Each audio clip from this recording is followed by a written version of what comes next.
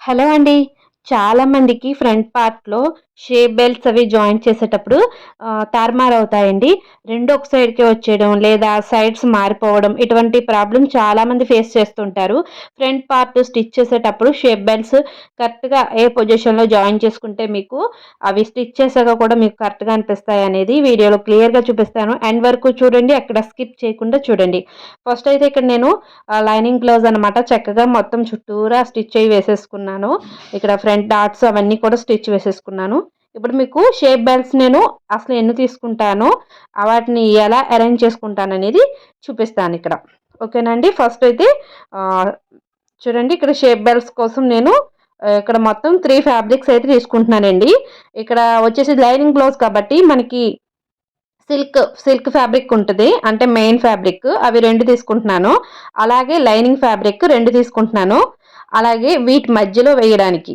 అంటే మీకు ఈ షేప్ బెల్ట్ అనేది స్టిఫ్‌గా నిలబడి ఉండడం కోసం మీరు దలసరి ఫ్యాబ్రిక్ అంటే లైక్ మీరేదైనా జీన్స్ ప్యాంట్ ఫ్యాబ్రిక్స్ కానీ, లేదన్నా ఏదైనా దలసరి ప్యాంట్ ఫ్యాబ్రిక్స్ కానీ, లేదంటే మీ దగ్గర ఏమైనా దలసరి ఫ్యాబ్రిక్ ఉంటే వాటిని కూడా యూజ్ చేసుకోవచ్చు. లేదు అంటే లైనింగ్‌ని మీరు ఆల్రెడీ 2 తీసుకుంటారు గదా! ఇంకో 2 తీసుకున్నా సరిపోతదనమాట. ఆ మాత్రం దళసరైనా సరిపోతుంది. ఈ విధంగా ఒక 3 ఫ్యాబ్రిక్స్ ఓకేనా? First lining fabric, main fabric, ఒక దళసరి ఫ్యాబ్రిక్ ఎక్స్‌ట్రా అనమాట. అంటే మధ్యలో స్టిఫ్‌నెస్ కోసం. ఇలా 3 ఫ్యాబ్రిక్స్ అయితే తీసుకోవాలి. ఇక్కడ చూసారా? ఇవన్నీ కూడా నేను కరెక్ట్‌గా మార్కింగ్ చేసుకొని కట్ చేసేసుకున్నవి. మీకు ఆల్రెడీ కటింగ్ వీడియో ఈ ఛానల్‌లోనే పోస్ట్ చేశాను ఒకసారి. మీకు షేప్ బెల్ట్స్ అవి ఎలా కట్ చేసుకోవాలో ఆ వీడియోలో ఉంటాయి. చాలా వీడియోస్‌లోనే చూడండి. చూడండి ఇక్కడ మనకి షేప్ బెల్ట్స్ ఎలా ఉంటాయి? ఒక వైపున షార్ప్‌గా ఉంటాయి. హైట్ ఎక్కువుంటాయి. ఎండ్‌లో ఎలా ఉంటాయంటే కొంచెం షార్ట్‌గా ఉంటాయి. అంటే మనం ఫ్రంట్ వైపుకి తీసుకునే లెంత్ కన్నా ఎండ్‌లో తీసుకునే లెంత్ తక్కువుంటుంది. అంటే సపోజ్ మీరు 3:30 ఇక్కడ ఫ్రంట్‌లో తీసుకుంటే స్టార్టింగ్‌లో బ్యాక్‌కొచ్చినప్పటికి 3 ఉంటాయి. ఇక్కడ 3:30 వచ్చినవి హైట్ అనమాట. మనం వాటిని ఫ్రంట్ పార్ట్ కింద షార్ప్‌గా ఉన్న వాటిని ఫ్రంట్ సైడ్ స్టార్టింగ్ సైడ్.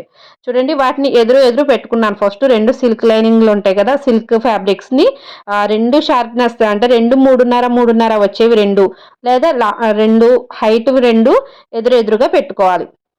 ఆ ఎదురెదురుగా పెట్టుకున్నాక, ఆ సిల్క్ ఫ్యాబ్రిక్ మీదే సేమ్ అదే డైరెక్షన్‌లో అంటే మనకి లెంత్ ఎక్కువుందంటది చూడండి స్టార్టింగ్ అవన్నమాట. ముందు లైనింగ్ పెట్టుకోండి. తర్వాత దలసరి ఫ్యాబ్రిక్ పెట్టుకోండి. సేమ్ 2 సైడ్స్ కూడా అలాగే పెట్టుకోవాలి. సిల్క్ ఫ్యాబ్రిక్ మీద లైనింగ్ అండ్ దలసరి ఫ్యాబ్రిక్ పెట్టుకోండి. చూడండి 2 ఎదురెదురుగా పెట్టుకున్నాం మనం. అదే పొజిషన్‌లో ఉండాలి కుట్టేటప్పుడు కూడా మనకి. ఫస్ట్ మనం ఇలా పై వైపున గానీ, క్రింద వైపున గానీ కొంతమంది పై వైపున స్టిచ్ వేసేసుకొని క్రింద తర్వాత వేసుకుంటారు. కొంతమంది క్రింద వైపున వేసుకొని తర్వాత పై వైపున వేసుకుంటారు. ఇక్కడ చూడండి ఎదురెదురు చూసుకోండి. అస్సలు ఇది మిస్ అవ్వకూడదు. ఈ పొజిషన్‌లో మీరు పెట్టుకొని స్టిచ్ చేసుకోండి.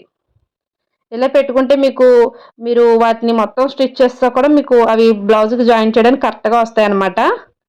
ఇక్కడ ముందైతే నేను క్రింద కుట్టు వేసేసుకుంటున్నాను. మీకు చూడండి ఇది మనకి షేప్ బెల్ట్‌కి ఎండింగ్ పాయింట్ ఇది.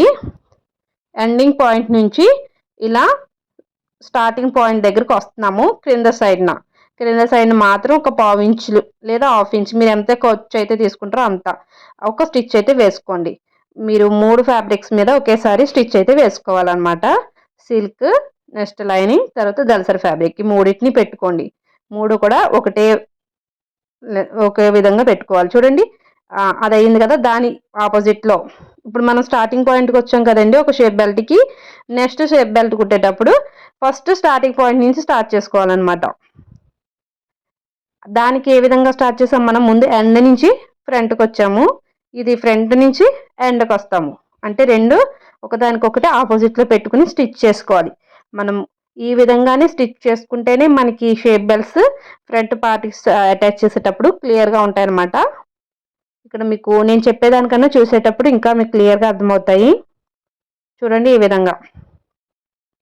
చూడండి 2 ఎదురెదురుగా పెట్టుకొని స్టిచ్ వేస్తాం గదా! ఇప్పుడు మనము దీన్ని పై వైపున పెట్టుకున్నది మనకి లోపలికి మిడిల్‌లోకెళ్తది. మనము సెకండ్ పెట్టింది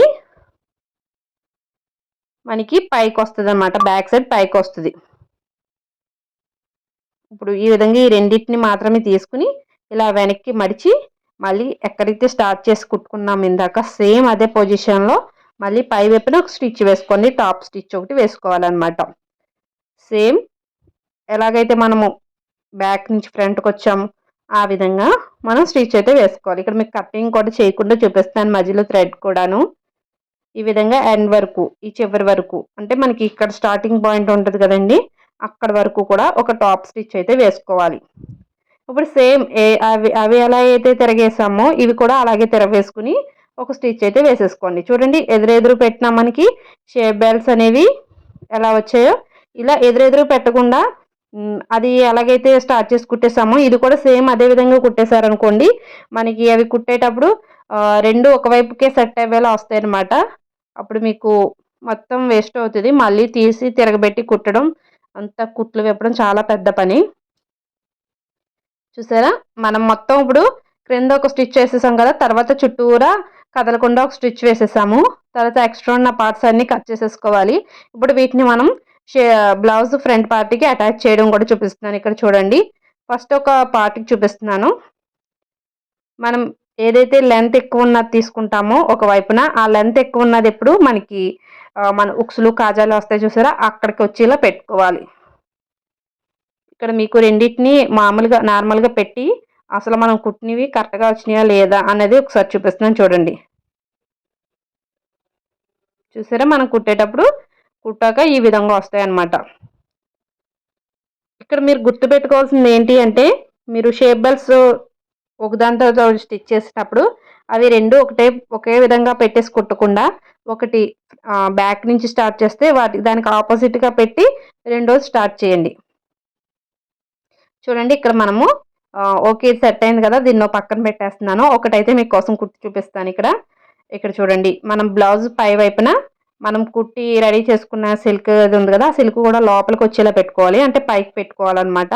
పైకి పెట్టుకుని స్టిచ్ అనేది స్టార్ట్ చేసుకోండి. ఫస్ట్ అయితే కొంచెం రఫ్ లాగండి, అప్పుడు కుట్టు అనేది ఊడిపోకుండా ఉంటుంది. తర్వాత మరి లాగేయకుండా సాగదీసేసినట్టు కాకుండా నైస్గా ఫ్రీగా పెట్టుకుంటూ కుట్టుకుంటూ వెళ్ళిపోండి. చక్కగా ఒక హాఫ్ ఇంచ్ ఉంటే హాఫ్ ఇంచ్, పావు ఇంచ్ పెట్టుకుంటే మీరు ఎక్స్ట్రా ఎంత పెట్టుకున్నారో ఒకసారి చూసుకుని దాన్ని బట్టి మీరు కుట్టుకోవాలి. మరీ ఎక్కువ లోపలికి పెట్టేసి కుట్టేశారంటే మీకు మళ్ళీ ఫ్రంట్ పార్ట్ హైట్ అనేది తగ్గిపోతుంది, తర్వాత పైకి వెళ్ళిపోతున్నట్టుగా అనిపిస్తుంది అనమాట. అది కూడా చెక్ చేసుకోవాలి. చూసారా, మనం కుట్టేశాక మళ్ళీ ఒకసారి ఇలా పైకి ఉల్టా తీసేసుకుని ఒక టాప్ స్టిచ్ వేసుకోవాలి. ఈ వీడియో నన్ను ఒక సిస్టర్ అడిగారండి, షేప్ బెల్ట్స్ అనేవి కరెక్ట్గా అలా అటాచ్ చేసుకోవాలి తెలియట్లేదు అక్క అని.